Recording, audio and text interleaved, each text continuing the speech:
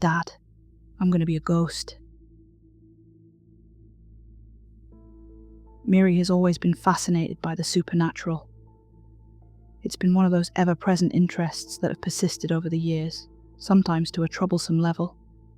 But this was different. She'd sat me down at the kitchen table and told me this like it was some sort of revelation. This was her telling me something serious and fundamental about herself. This was a change, a shift, something important that she wanted to involve me in, and I had no idea what she meant. I'm stating my intention, she said. That's the first step. Honey, what are you talking about? What steps? I'm not here to argue, Dad. I'm just telling you what's going to happen. I'm just trying to understand what you're saying. You're scaring me, Miri. I am taking active steps to ensure my place in the afterlife. It is no different than when Mom took me to church. I'm following my beliefs. I'm going to be a ghost, a spirit, and the first step is to state my intention. I don't know what to say, I sighed. I just want you to be happy. Please, I'm trying to understand. You don't need to do anything. This isn't about you. I know, honey, I've said what I need to say, Dad. I just need your support.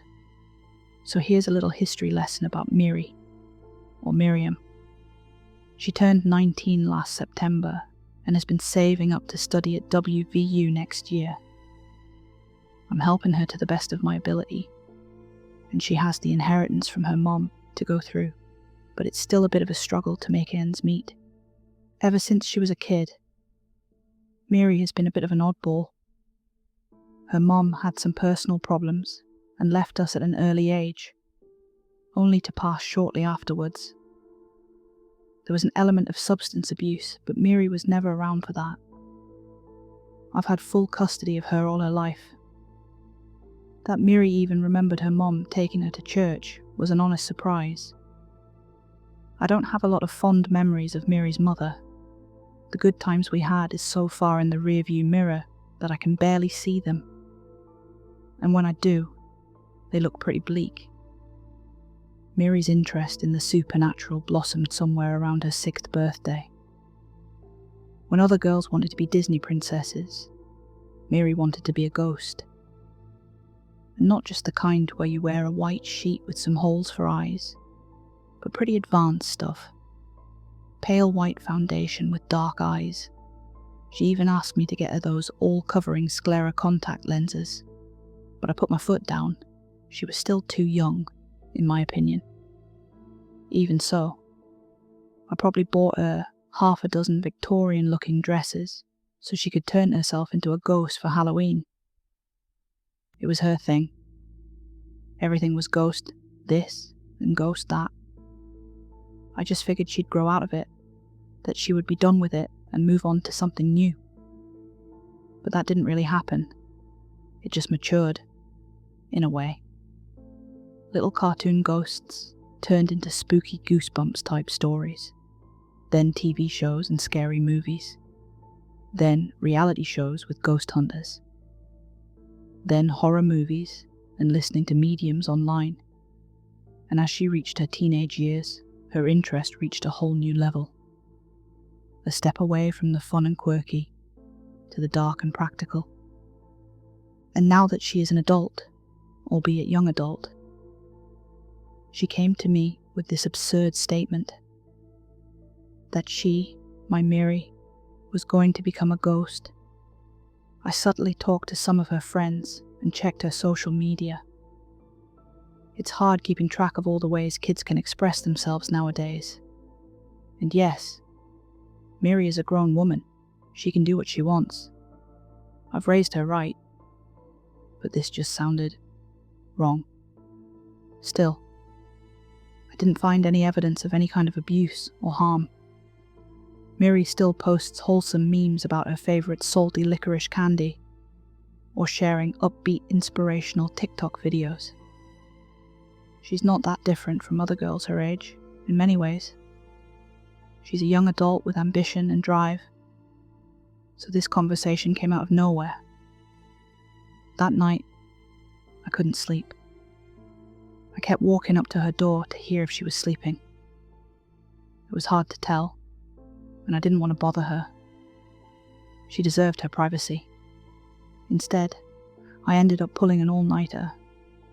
I was on my tablet for hours, looking for signs of whatever she talked about.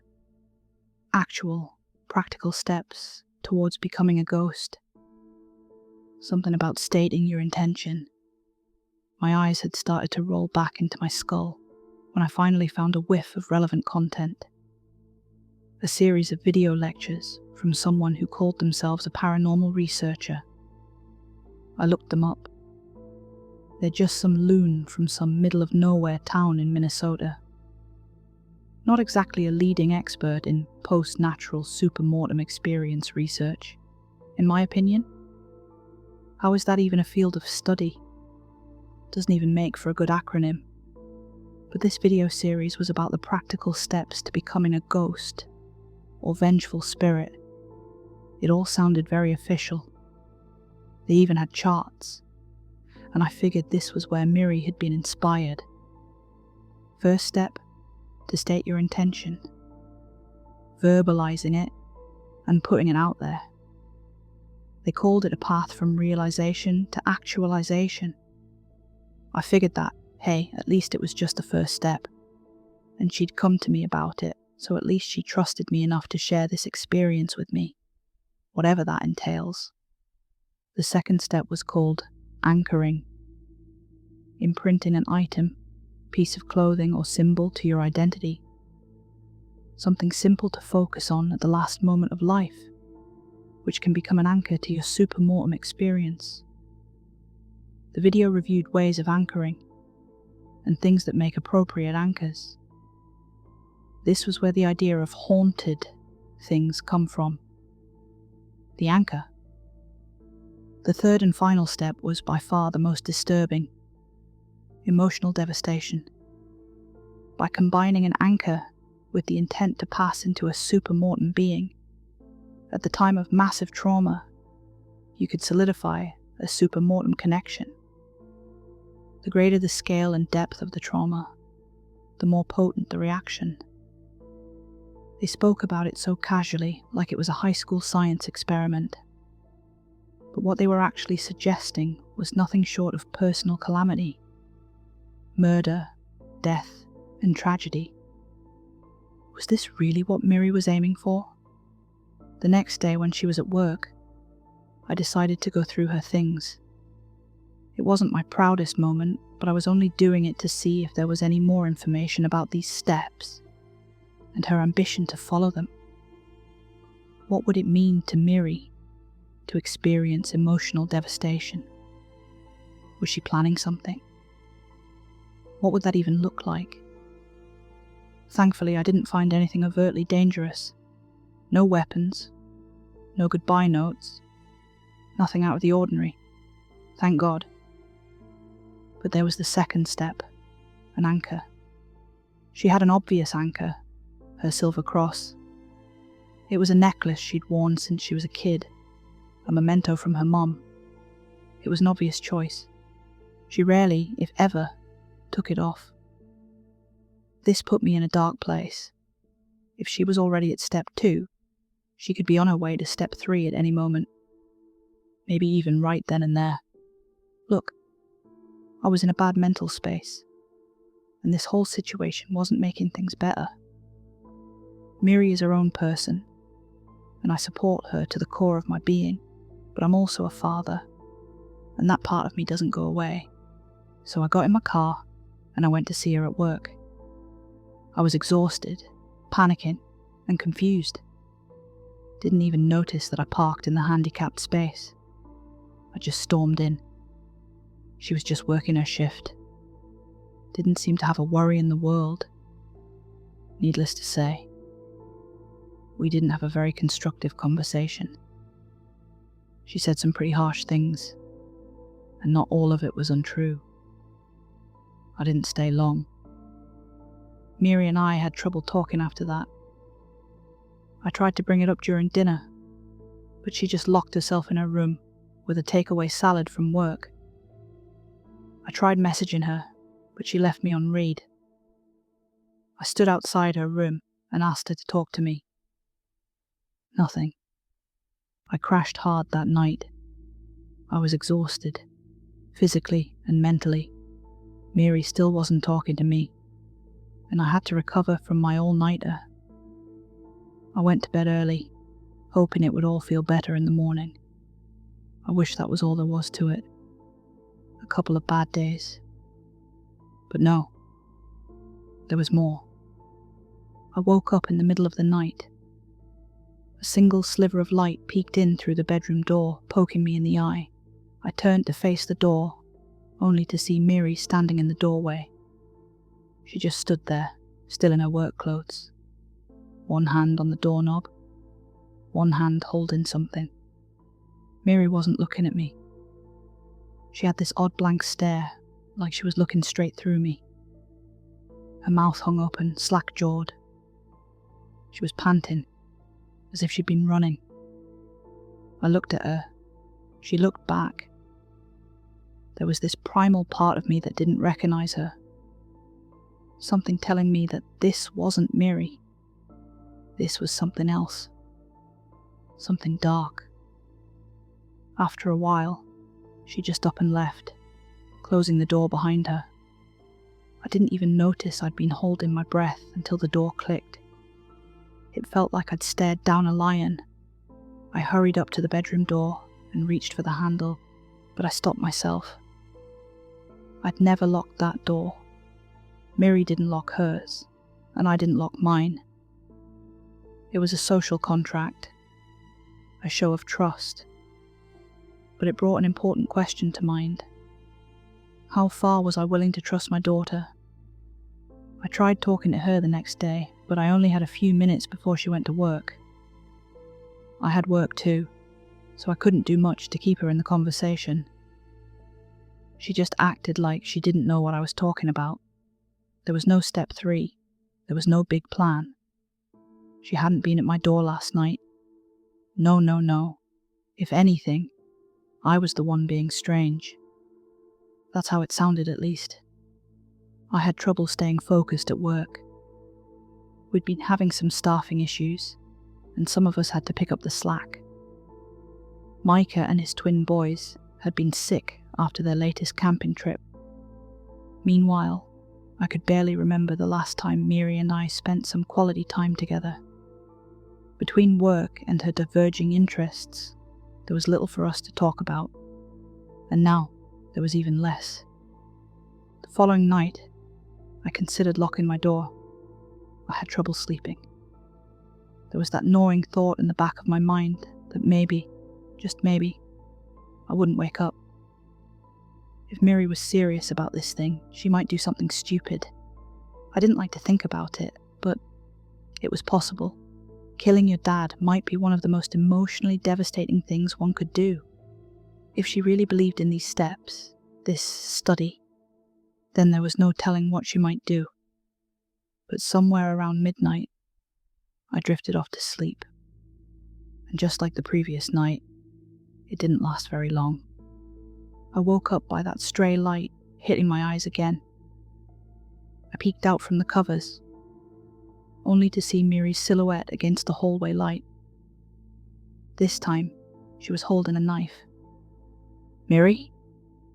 I yawned. "Miri, what are you—" "Shut up," she growled.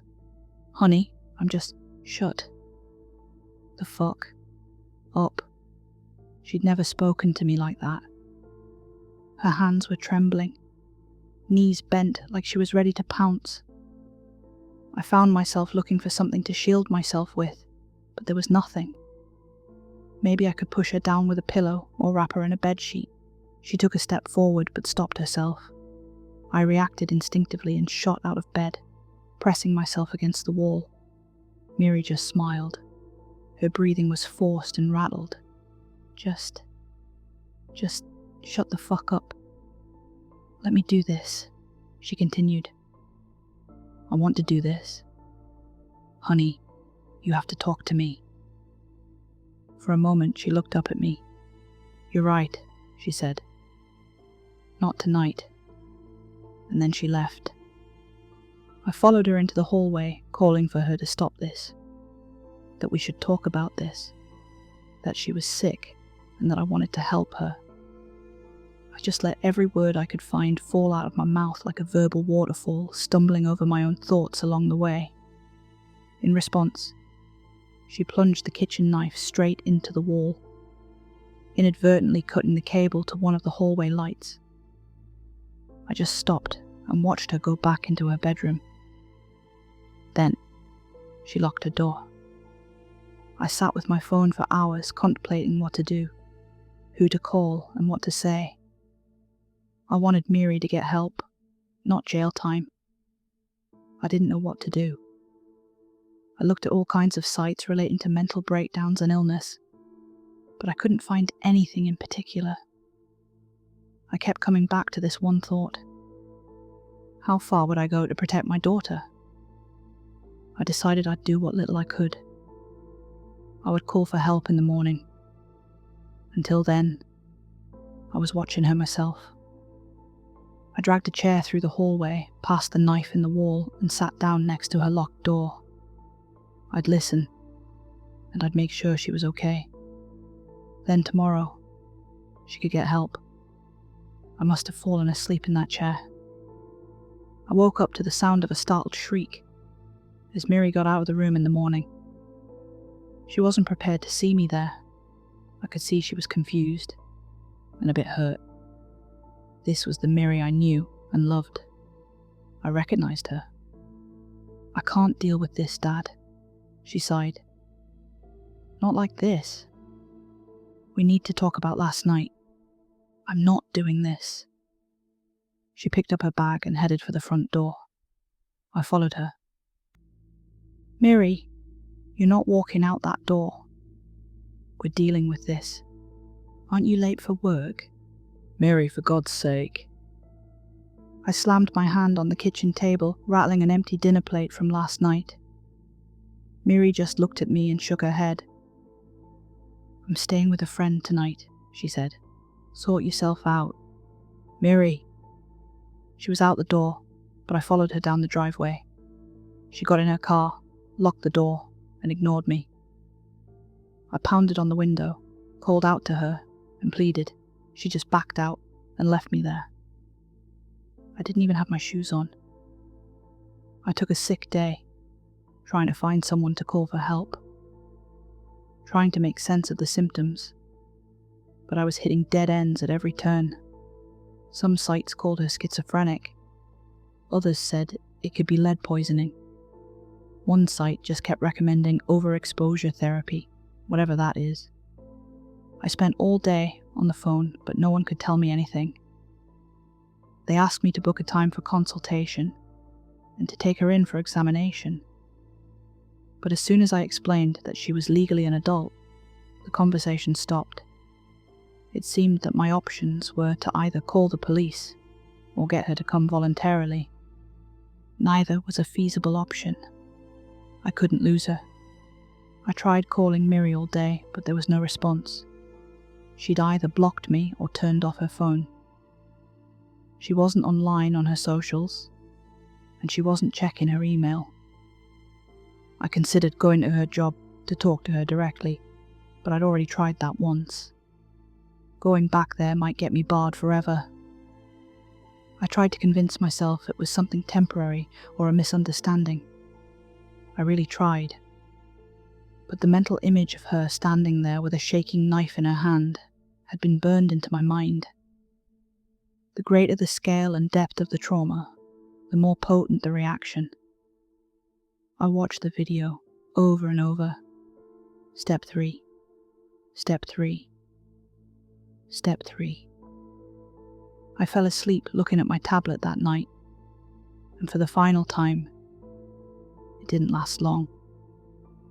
I woke up again, but not to a strand of light touching my eyes. I woke up to the sound of thumping feet sprinting down the hall, heading straight for my bedroom. I wasn't prepared in the slightest. I thought Miri was staying with her friend. Instead, she burst through the door, knife in hand. She didn't even stop to breathe. She came straight at me. I rolled out of bed and tossed my covers at her. She just laughed. And not her signature Miri laugh, but something off. A cackling, hysterical laughter. It pulled at a cold nerve along my spine as my pulse raced.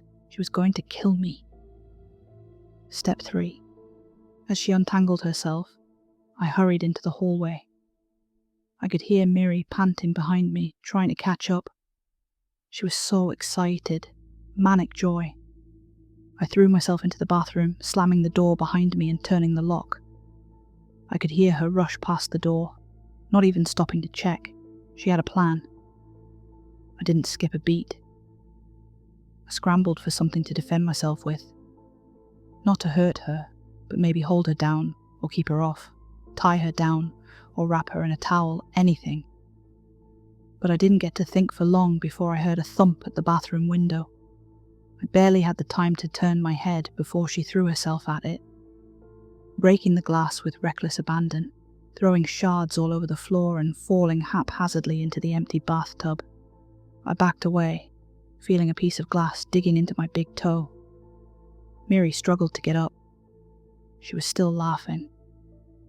I backed out into the hallway, hearing the crunching noise of crackling glass as Miri got out of the bathtub.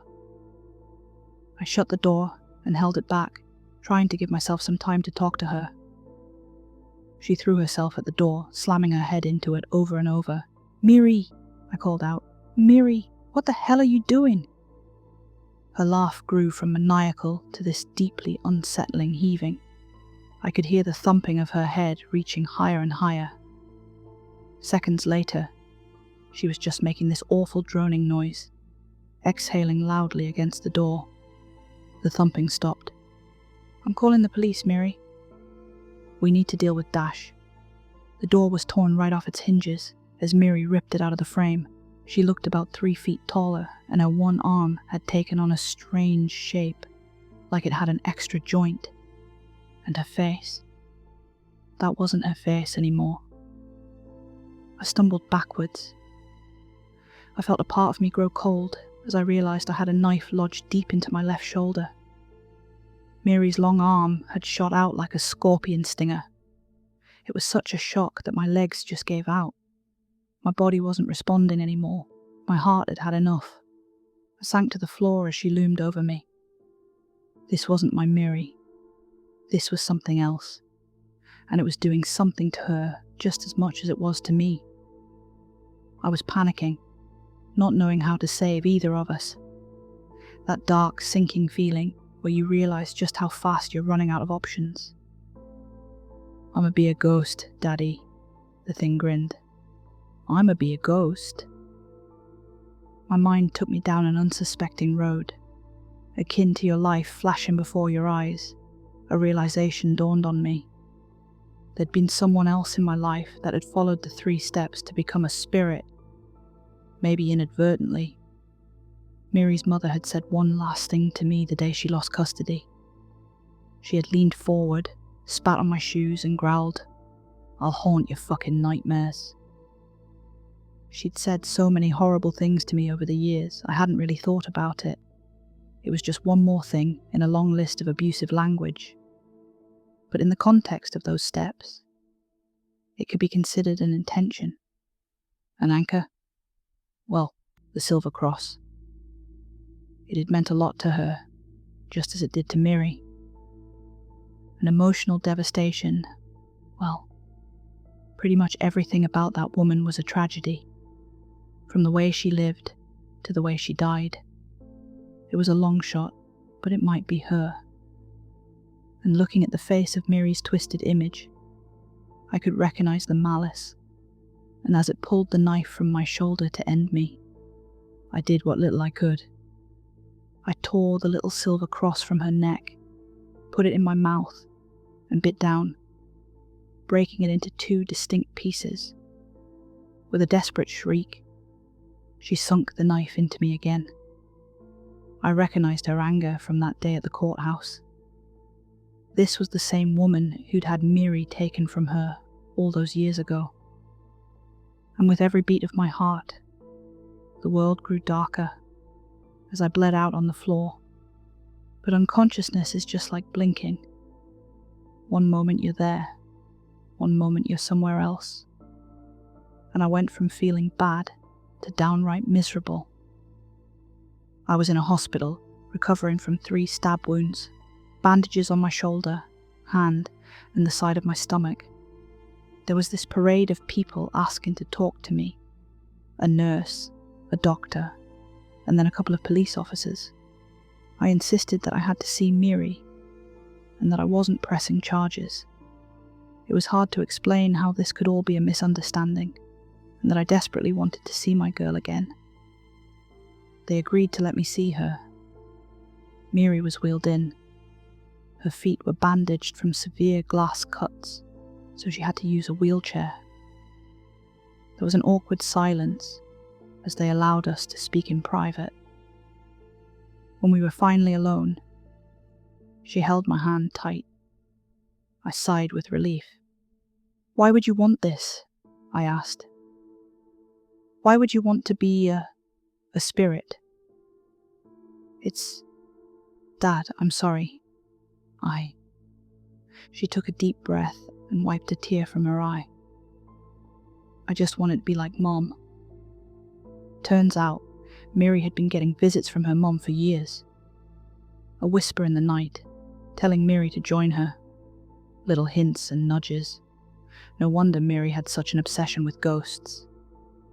She was experiencing one almost daily. She was wearing its anchor around her neck. With that gone, Miri had a clear image of what had happened. The nightly visits, the obsession. It was like a fog had cleared from her mind. Such a relief. Now, Miri still has an interest in the supernatural to this day. That, if anything, will never change.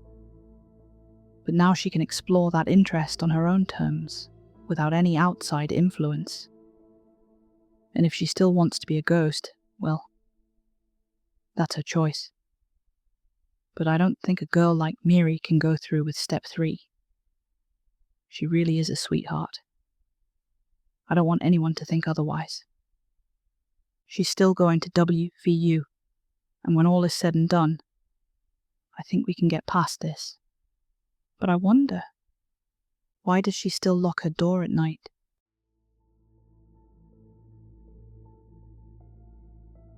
Hi everyone, thanks for listening. That story was written by Reddit's own saturdead. I've got an awesome playlist full of their stories if you'd like to listen to more. So don't forget to like, subscribe, and hit the bell if you want to catch the next one. And for tonight's fun fact, in Japanese folklore, yurei, or vengeful ghosts, are said to form when someone dies with a strong, unfulfilled intention. So Miri wasn't really trying to become just a ghost. She was setting herself up to become a poltergeist. Good night.